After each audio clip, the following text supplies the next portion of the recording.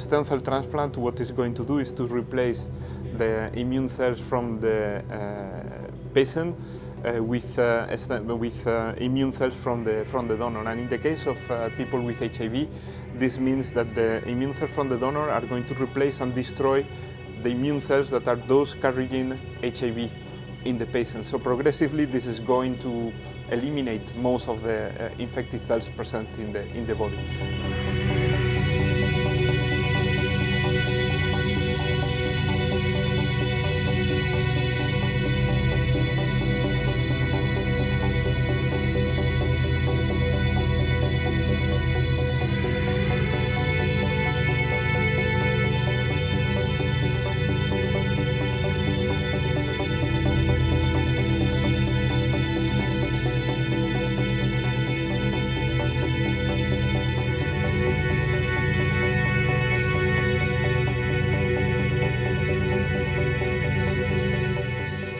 He's happy, feeling lucky that within the bad luck of having HIV and leukemia, an intervention helped him to get rid of both of them. So he feels fortunate and very happy to share this news with other people living with HIV.